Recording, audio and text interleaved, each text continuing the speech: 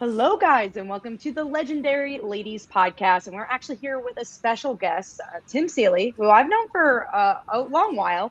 One of my favorite comic book writers, and is the writer of one of my favorite comics, Revival. And guess what? Revival has a television show out right now on SyFy's. So we talk about that. But yeah, Tim, introduce yourself. Anything you want the fans to know before we jump into the questions. Hey, I'm Tim Seeley. I'm a comic book writer and artist. I made up Hack Slash and Revival and Local Man, and I've worked on so much stuff. But recently, Vigilante at DC and Rogue, Savage Land at Marvel, and I've got a book called Bloodletter coming out from Image through the Spawn universe. So lots of stuff. Yes. You know, I keep yourself busy for sure. Yes. Yeah. I'm a glutton. So I'm going to pass on the mic to Morgan to kind of start us off here. Yeah, so I'm going to start us off like pretty basic. I was wondering how involved you were in the translation from getting Revival from a comic book into like a TV show. More involved probably than usual, I guess, for a comic creator. So originally when Mike and I made up Revival, we pretty quickly optioned it for a TV show, but with NBC. And at the time, it was sort of like, it was a 2-year deal, and they kind of came up with a lot of stuff, and we just never sort of clicked on what it was supposed to be. And there was also some conflicts. There was like a show that they were developing that was kind of similar. And in the end, everybody kind of went, this isn't really working, so we let the option expire. And then that March, I went to C2E2, and this guy came up to me named Luke Boyce, and he said, hey, I would really like to work with you someday. I run a small film studio, but here in Illinois. And I was like, that's fantastic. That's awesome. And I was like, what would you do with Revival? And he's like, wait, are you kidding? And so he went back, came up with this whole pitch of what they would do with it, gave us a lookbook, did all this amazing stuff. And we were like, yeah, let's go with these guys. And that meant we were really active. So Mike and I were, essentially producers. We attended, like when we did versions of the film, of this that were our film, we went to like the fundraising dinners where we invited a bunch of dentists and, and people with money that want to invest in a film. And so, we were always working on it. We've always seen scripts. We've always done takes, and then Luke and Brett, and then Aaron Kuntz, the other producer, really came in with this film version or this TV version after the pandemic. We had planned to do a film version. Obviously, pandemics are very bad for filmmaking, and so that shut down the version that we were working on as a film. But it did mean we kind of reshuffled it, and when we made a film called Revealer, which was basically the movie we made with the remains of the Revival investment money, basically. We turned around, and the guy that Aaron we'd worked with, we was like, this guy is great. He knows how to do stuff. And so he set us on the path of doing it as a TV show with Sci-Fi Network. So I've been very involved the whole time. I am still involved. I saw all the dailies while they were filming it. I was on set. But the most work on this has been done by Luke by far. He's the guy that came up to me at C2E2 9 years ago and said, I want to do something with this. And he has been working on it every single day since that day. And so, but it certainly allowed us to have a relationship that would be different if this was a Hollywood production, which it is not. Yeah, I think it's so interesting to see how long the timelines can take from like adapting something, and how it's not always a straight line from, like you said, it going from a comic to a TV show. Sometimes it takes like little ducks in the middle. Oh, so many. I mean, we've been, because and part of it was we learned as we went, and sometimes it wasn't so much learning as getting, international pandemic dropped on us. But but it was a lot of, once you figure something out, that works, you can kind of take a turn. I think Revealer was the big education for us because, it's a film, it's a small film, but it exists. It was made, it showed on Shudder. It's, it's available on DVD. So we got something done. And I think, not only do we figure out that we really liked working together, because that was written by me and Mike Morisi, who ended up writing the pilot of Revival. He's also a comic book writer.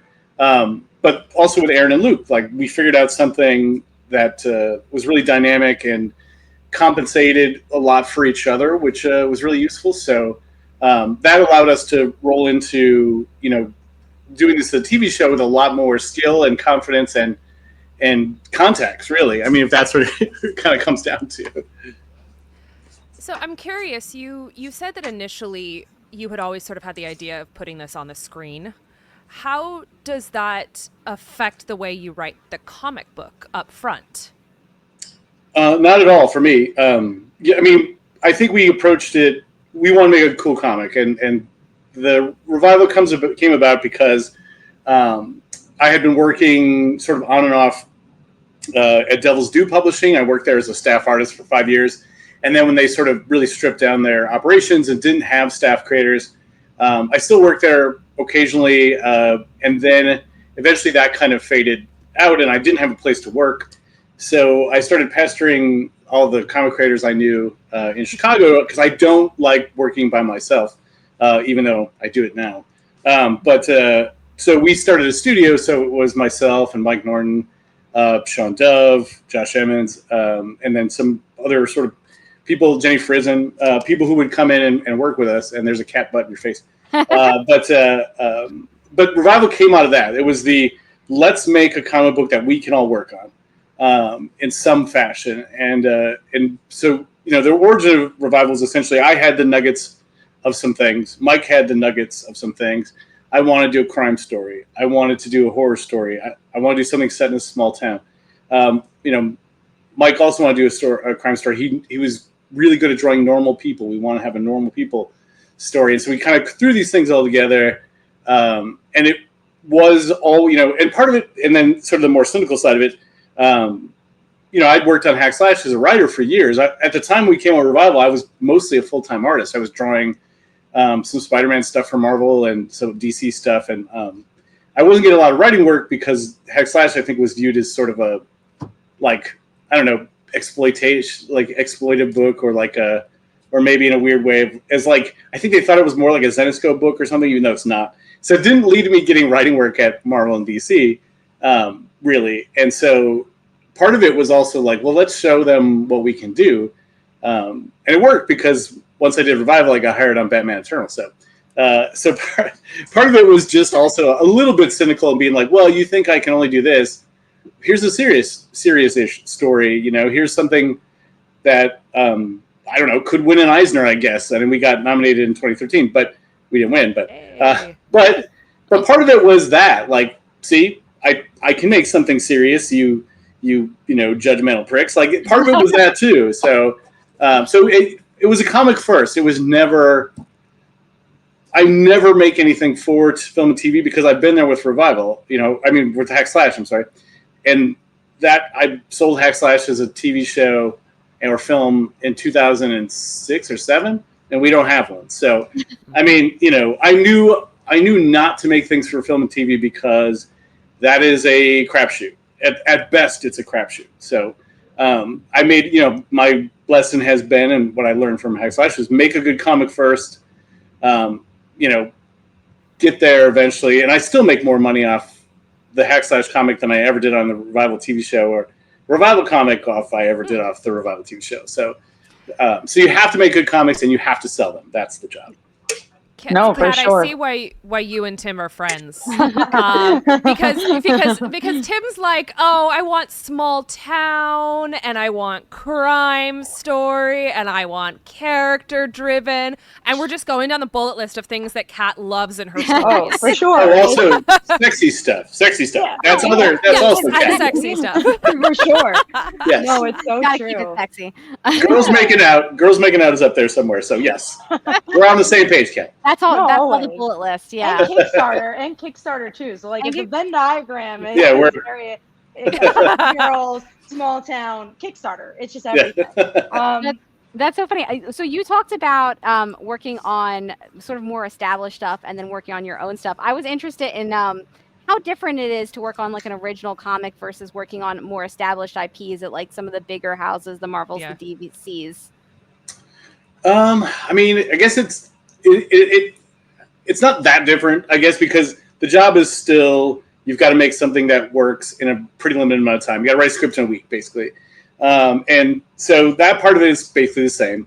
And you're really trying to make sure that you give readers something that's engaging and that they can personally relate to, but also like shocking and sort of artistically, innovative, because that's the things that they buy. So it's all the same there. I mean, and the other side is just the amount of sort of outside work, I guess I would say, because once you turn in a script for Savage Land Rogue, I'll work on a weekend and I turn around and I'm like, see you later.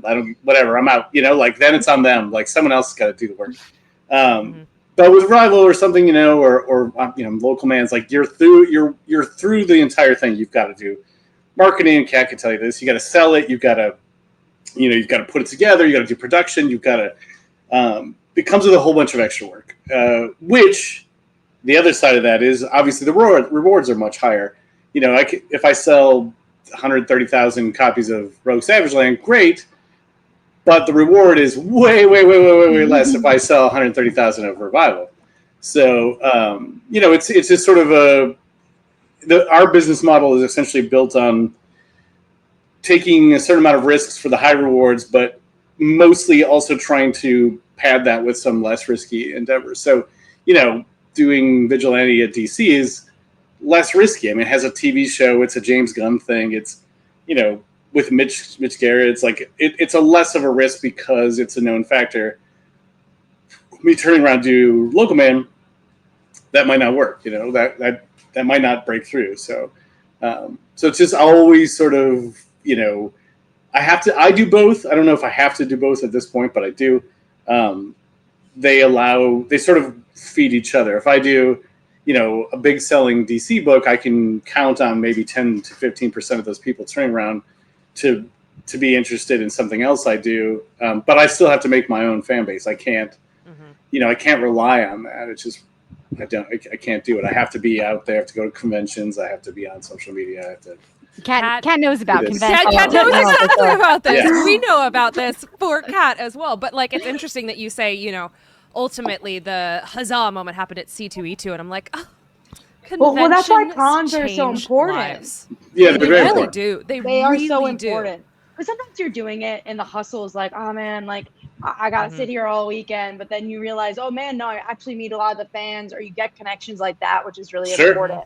Yeah. Sure. I mean, the reason I ended up on Vigilante in the end was in 2007 or something. I met James Gunn at a San Diego Comic-Con. So it's always these compounding, connections, which it really is. It's FaceTime, which is more and more important as everything moves away from real FaceTime. Those moments you have it, those are much more useful to you than anything else.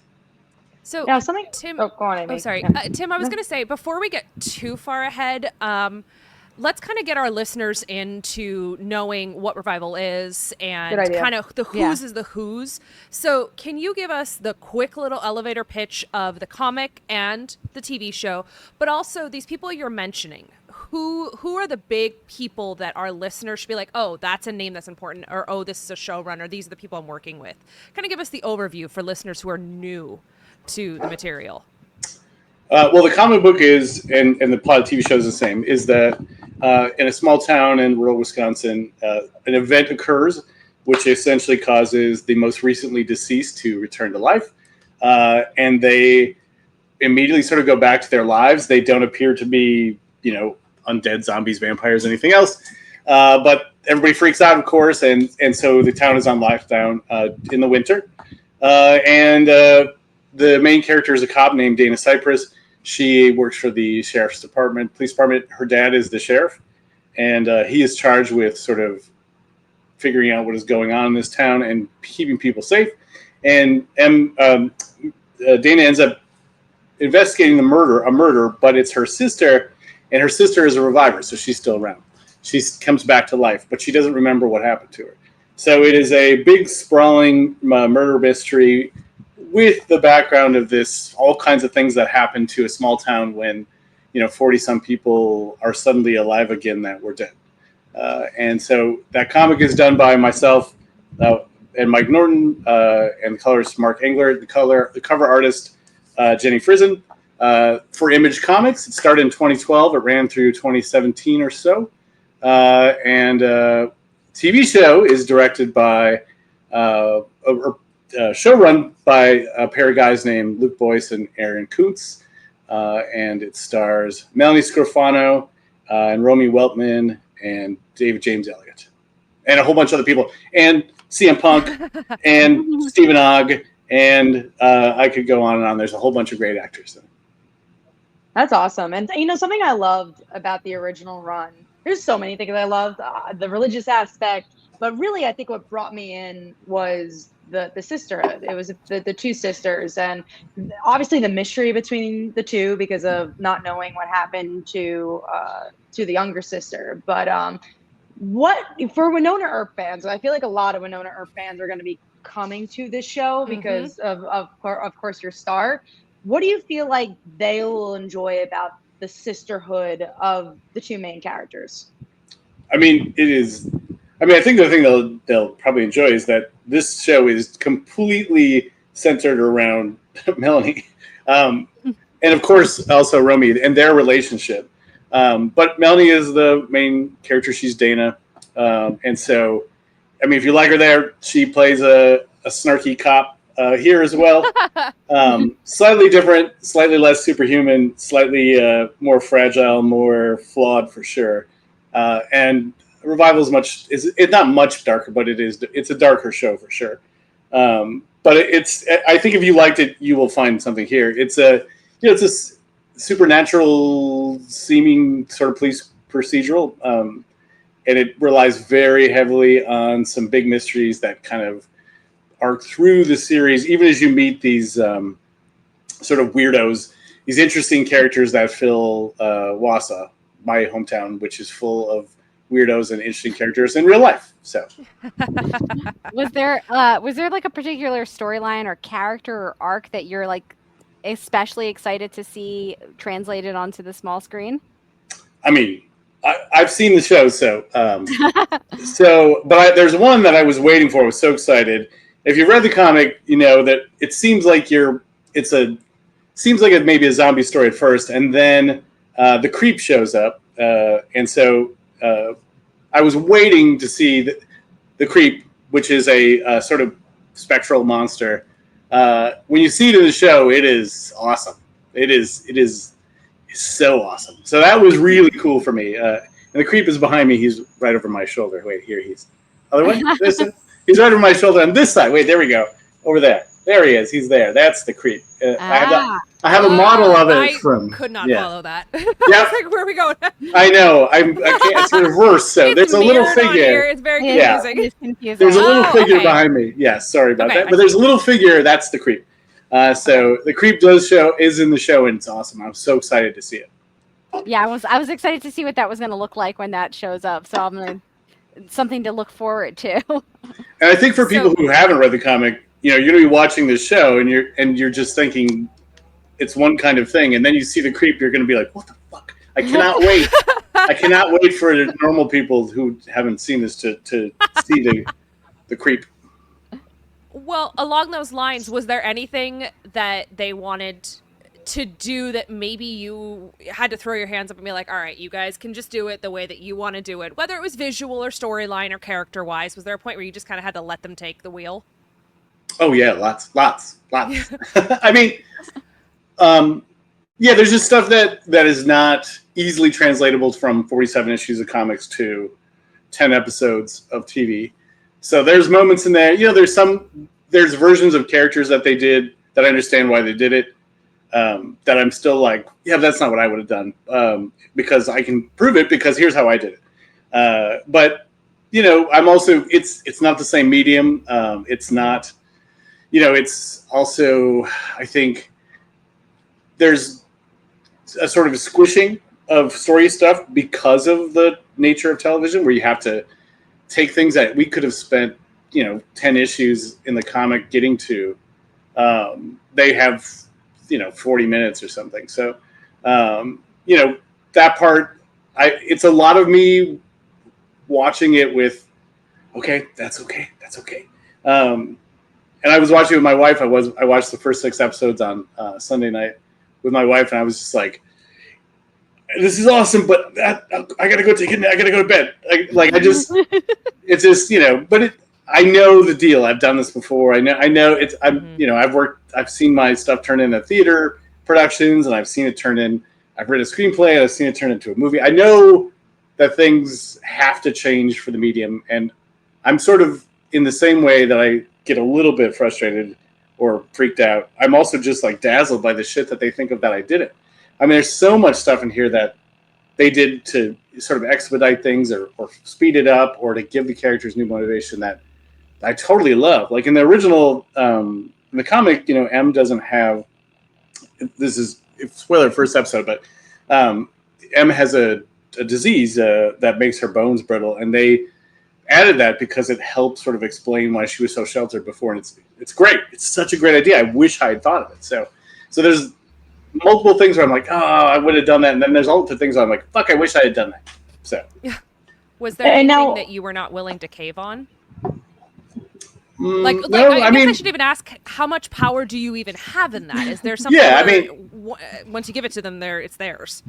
No, because I worked on the entire thing, so yeah, we always had the conversations, and a lot of this comes from a lot of what's on screen is the conversations that Luke and Mike and Aaron and Brad and everybody who worked on this, the conversations we had about, well, what made the comic work? What is the things that has to be there?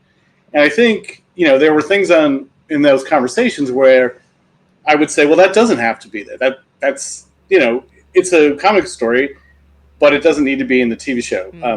And there's a character in the comic who I love, who is a Amish samurai. I kind of love that. One of my favorite. That's a whole comic series in and of itself. That's great. Yeah. But we recognize, it might not fit the vibe. Maybe it does later, but it doesn't fit this now. So, there's things that we said, let's not do that. And the focus on the sisters, that was a conversation early of which, I told Luke, and Mike could reiterate this. When we would go to conventions, people would say, yeah, I like the comic, but really I could do without all these other people. I really want to know about Em and Dana, which that's what we did on the show. I mean, it's really focused on them. The comic has plenty of room for other people, and there are stories, there are issues that focus on certain characters that are not Em and Dana. But that was the thing our marketing research by going to conventions was people saying, I mean, I like this stuff. That guy's cool, but the moment I don't see Em and Dana, I'm less interested. So okay, lesson learned. What was the decision behind making this a 10-episode show besides we want a season 2? What made it, a 10-episode? And was that your decision? Was it the network's decision? Is there room for a season 2? Or what's the plan there? Okay. Oh yeah, we better get a season 2. God damn it. Okay, good. Yeah. I mean, and this because you have shows that you loved and it got one season and disappeared. Streaming is not like network. They don't have a great sense of what is successful right away. It's hard to say, they aren't making money on viewership. They're making money on subscriptions. So, we live in a slightly different world. SyFy is still a cable network, but it has, the Peacock element. It has streaming. It has all that sort of stuff as well. So, yeah, I mean, there's definitely, new rules to this kind of thing. And 10 episodes at 1 hour piece works really well on network because, that way they've got some blocks filled. It's got ads, Revival has ads. All those things are part of the format of a cable network show. So, if this was a Netflix show or whatever, we're working within the constraints of it has to be 47 minutes and it has to have commercial breaks and it has to restate the theme and it has to have all these things that are part of that. Whereas streaming would be a different thing. So, but we will be streaming too. We'll be on Peacock and probably ultimately other stuff as well. The first episode is on YouTube if you want to watch it. It's free on YouTube. Yes. So there you go. Yeah. I saw it. Morgan told us that this morning. I was like, oh, wait, it's also on YouTube. I'm like, oh, that's such a cool I watched way to I watched some of it. I didn't have time to watch all of it.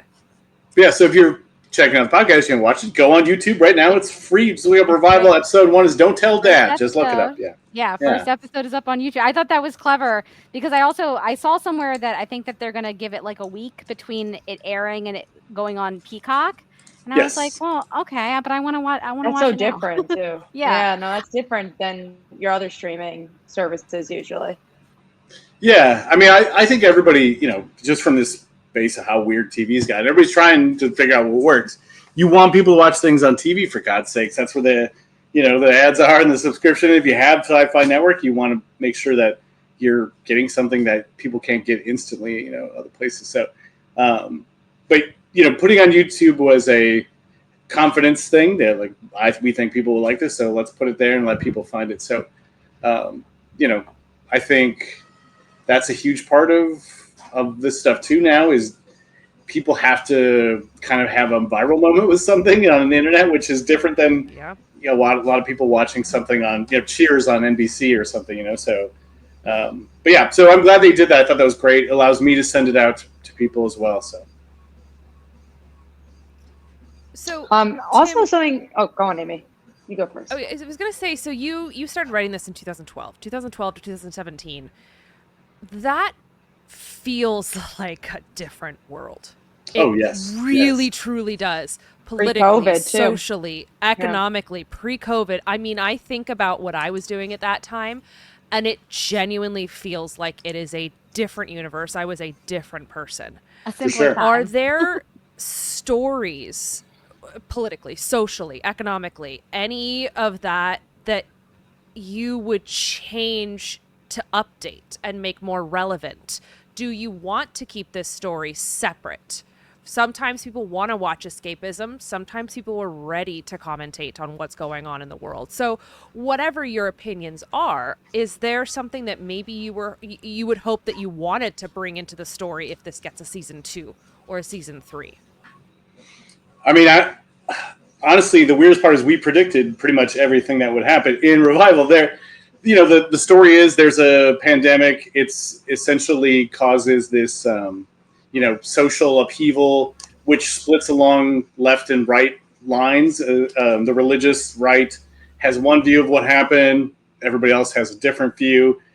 Some people try to take advantage of it. There's a character who could very well be a Fox News host in the show or in the comic.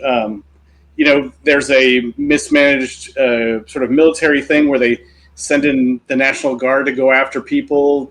I mean, the first season has a whole sort of a conflict about should we put these people in internment camps. I mean, all the things and we did that was written in 2023, basically. So, yes, history doesn't repeat itself, but it sure rhymes, and we definitely knew what was going to happen because it always happens.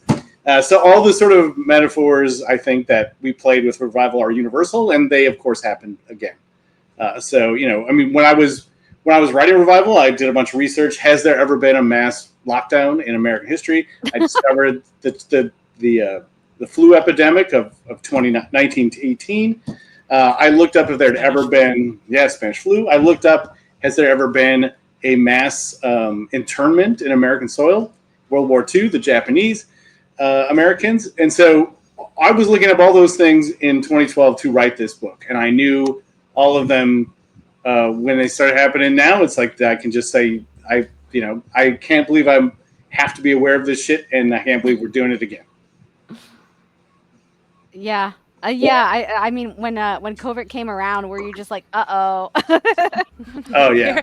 Here it is.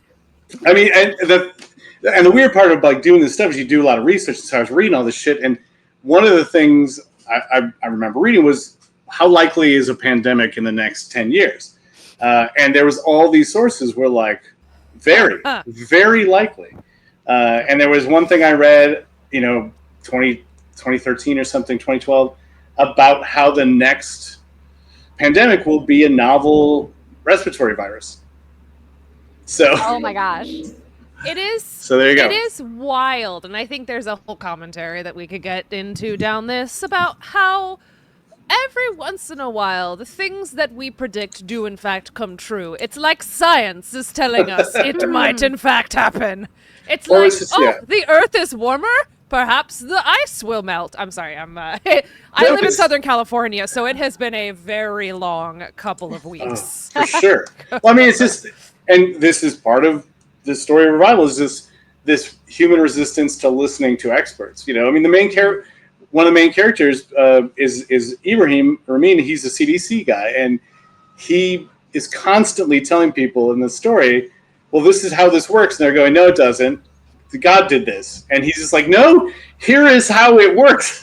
And so, you know, and he gets ignored. And you know, he's a Muslim. And so there's also this, you know, this conflict for that character trying to tell these people, and they're like, you don't believe what I believe. And all these things, unfortunately. So I was watching episode 4 and 5 of the show being like, oh boy, this is going to piss some people off. But it was already there. It was already there in 2012. This is not new commentary. It is all the same shit. I think it's funny that this is like from 2012, and yet it's still sort of evergreen. Oh yeah. The more things change, the I'm- more they stay the same, I guess.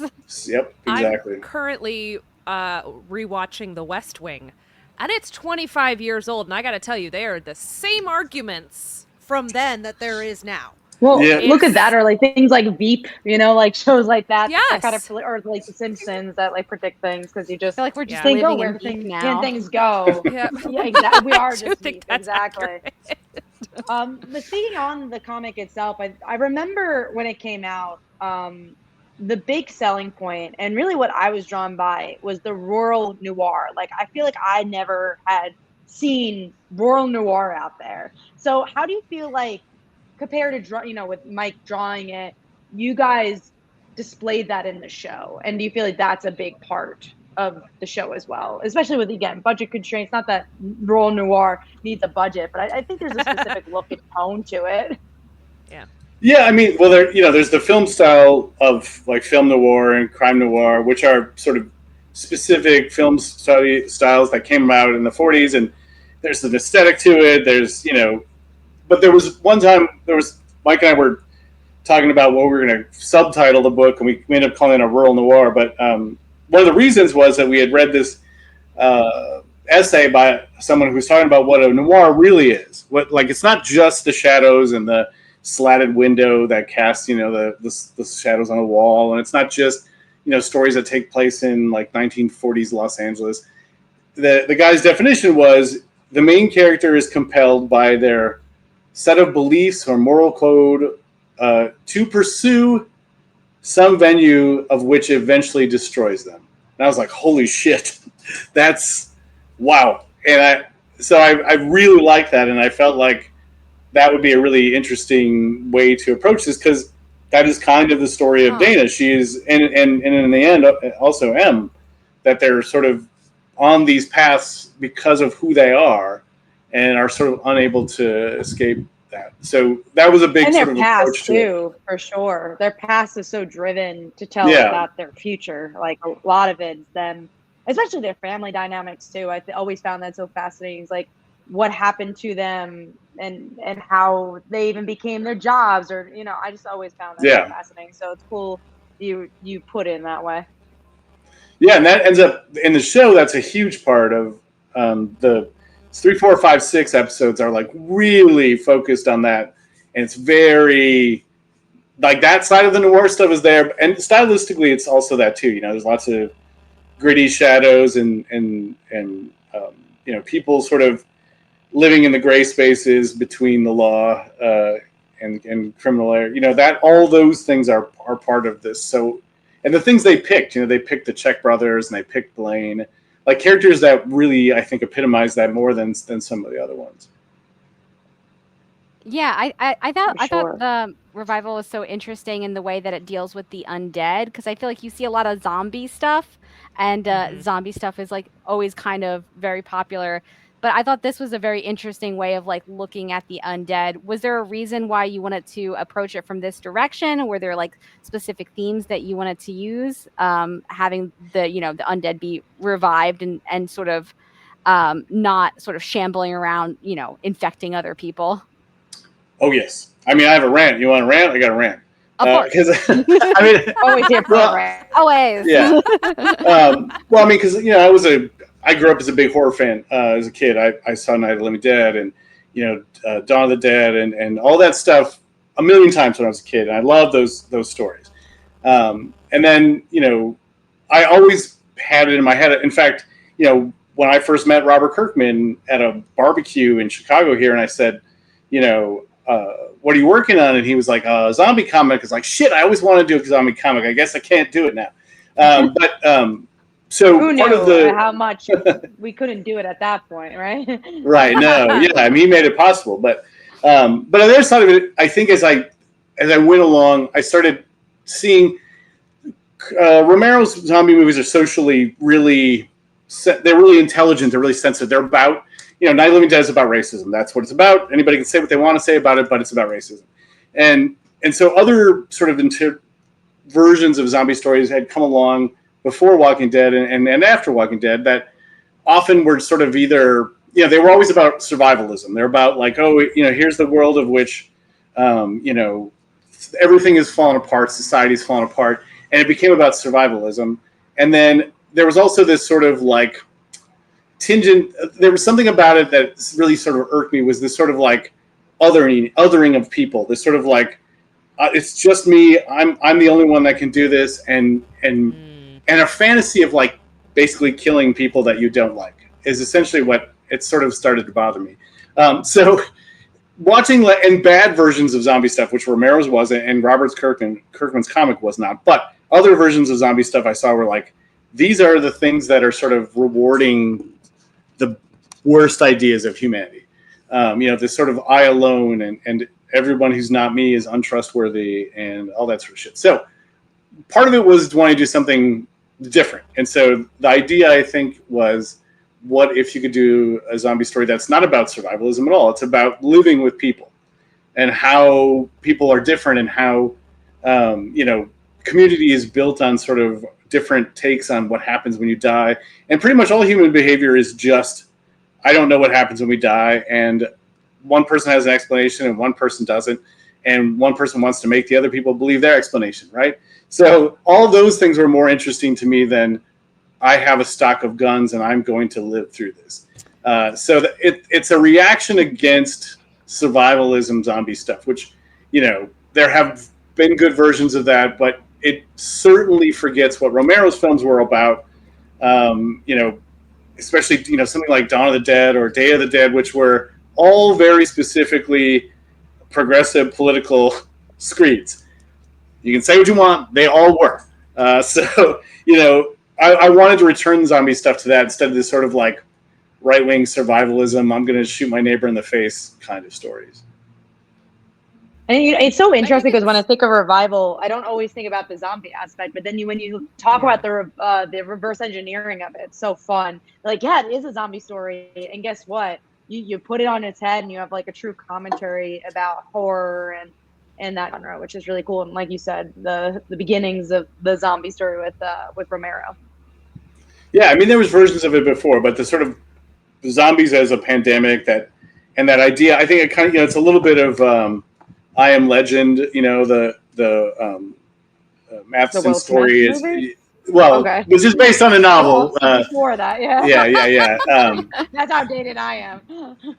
But that book came out. That book was also really subversive. It was about conformity. It was about people sort of. It was the opposite. It was the opposite viewpoint where, this guy didn't want to do these things that all these people were saying was okay, and he was like, it's not okay. It's not okay to eat people. It's not okay to do all these things. And so, all those better takes of zombie stuff than some of the stuff that started coming out in the post Walking Dead comic. I thought a lot of that was trash. So I was trying to do something different with it.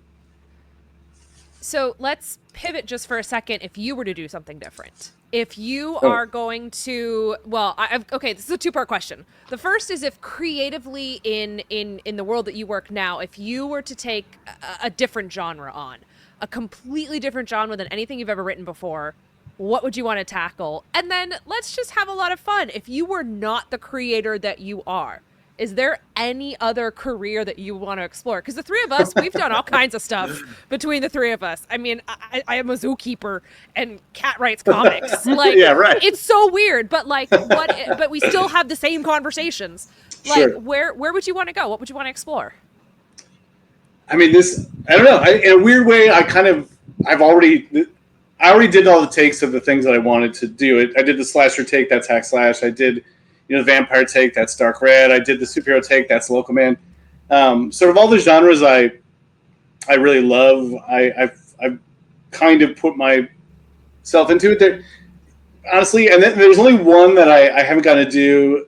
I always wanted to do like a, I don't know, like kind of like a weird indie, like a Robert Crumb sort of Fritz the Cat kind of thing. I wish I could do that, like with some kind of animal character and like, but no one would buy it, so I'm not gonna do that. I would love to do that, but I've never got to do that. And then, but I mean, I've considered the what would I do if I wasn't doing comics thing. I considered it pretty hard about 5 years ago in the midst of having a kid and moving into a house and being by myself all day. And so I became a professor. So I had the conversation and I thought about it. And so now I teach Columbia College Chicago as a professor. So what do you teach? Illustration, comics, that kind of, yeah. It's exciting. That's pretty cool. Speaking of comics, do you feel like you'd ever want to go back to a revival? And it's so interesting to ask that question because I, as a fan, you put it to bed. Like, it is a book that last chapter really does, I feel like, say the last song. But you know, never say never, I guess. Like, we see Invincible that said the last song, and now there's spin-off because of the show. They focus on a different character. So is this a world you want to return to? I don't know. I had one idea of a way to do revival, but it would have been so completely different that it would have essentially, it was skipped genres for sure. It would have been a different sort of thing. It would still be the basic conceit, same universe, but different genre. And I don't know if that's the right choice, honestly. And probably if I had done it, I would regret it now because people would be picking up this comic and be like, what the fuck is this? So... I mean, by impulse, it would have been a crazy sci-fi comic, basically. But I don't know. I mean, maybe there's a way to do it. I think you're right, Kat. I think it wraps in a bow as intended. And I feel like we got so lucky that it all comes together. It's not a bullshit ending, that it almost feels like you can't waste it in a weird way. It's poetic too. I remember reading it and I was just like, I think I was like reviewing comics at that point. I think I was writing for Newsrama. I'm write this whole essay about that last issue, and it's just like a perfect last issue to me. And I still have that memory of like how long has it been, like 10 years or whatever. But it's true. It was like a perfect last issue because it was just how poetic it was. Because every issue was poetic, but like I just felt like you kind of put your last stamp, and it's hard to do that for comics sometimes, where it's just like you get to tell 43 something issues of a book. That's hard. It's almost not heard of, Well, I mean, because comics are obviously to some degree too built on keeping these characters going because somebody becomes attached to them, and you want to exploit that connection. You want to give them stuff to buy. Obviously, that's how superhero comics work, and that's how Spawn and all that kind of stuff works. So, maybe it's stupid not to do another thing, but revival. Yeah.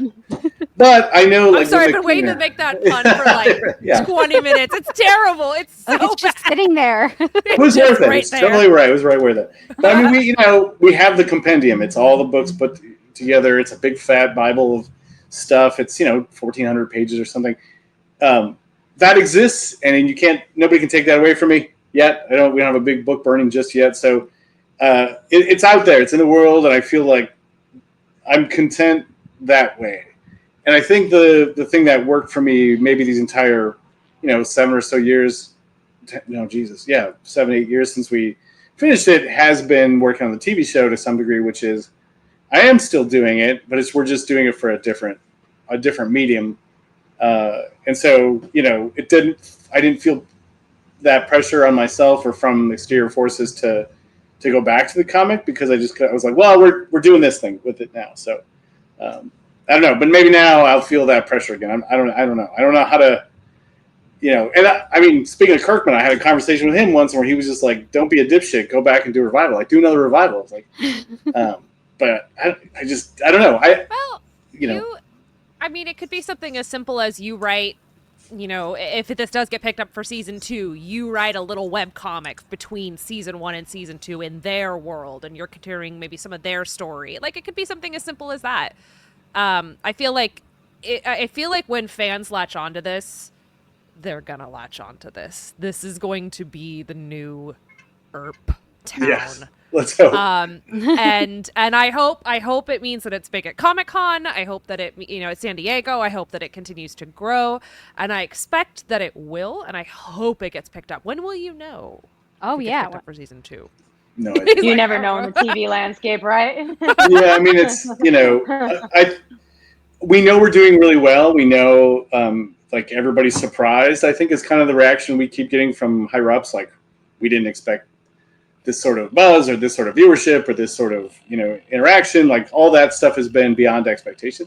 But I don't know. I talked to Luke. I just talked to him like 20 minutes before we started this, and just, him being sort of in the film stuff every day and TV stuff every day. I'm like, he must know something I don't, but he doesn't. So, we're just waiting. I think, seeing kind of where we go probably by mid-season will probably tell us a lot. Which for us is great because episode 5 and 6 are some of the 2 best, I think. So, and then, the later episodes, I know what happens, so I know it's real cool. Do you know, are they going to do something at San Diego Comic-Con? I know that's coming up pretty fast, and I feel like it would be crazy if SyFy doesn't put up a little revival stuff. Oh yes. Yeah. I mean, at the very, we have an image booth signing. We have a print. We're working on getting the girls there, and so yeah. If I don't get to take advantage of this for the first time in my 25 years of San Diego Comic, I'll be pissed. So yeah, I better get yourself a little themed party or something. Yeah, I better get to go to the, I don't know if it's even a thing anymore, Entertainment Weekly party or something. I don't know. Yes, you are going to make it there. At least the SyFy party. Yes, at least. Party. Come on. Yeah, Tom King. Party at that. Tom King always gets to go to this fancy parties. Like, Tom always goes to like the Warner Brothers film parties. I'm always like standing outside waiting for him so I can go get a beer. So I'm like, well, I want to get into the fucking fancy party. No one gets into that WB party. No. I would try the EW party. Yeah. Although it helps that Tom now has a couple more projects with them. That's true. Yeah. Maybe you'll get in this year. Yeah. I'll try. But no, I'm excited to see everything with San Diego and to see everything come alive for sure too. But I think we're wrapping up. Any other questions or? I think we're going to go. Oh, I was going to ask. You have one? Yeah, go ahead. We're all going to ask the same question. So easy. Just like, how did it feel to see something go from the comic to the small screen? Super weird. Just super, super weird. That's the best honest answer. I love it. Yeah. I mean, it just took me, I didn't even know what I was seeing. I was sort of trying to process. Because I saw the dailies. I knew what was coming, But like when you sit and watch it, I watched it with my family, for the first time, and it was just, I don't know, everybody's kind of looking at me, like it was weird. I felt it took me a while. It probably took me 2 or 3 days to even sort of accept what had happened. Honestly, I'll be honest with you. But it was great when when I sort of got used to this reality and the show debuted, and then I heard from people, I was like, oh, this is awesome. This is great. But it is definitely way weirder than I expected. Yeah. So Tim, where can weird people is definitely the fun word to explain that. Tim, where can people read your comics? Any of them? Where can people find you online? And how can people watch the show? You can follow me on Blue Sky at Hackin' Tim Seeley. I'm also on Twitter, but barely. Tim Seeley on Instagram, Seeley.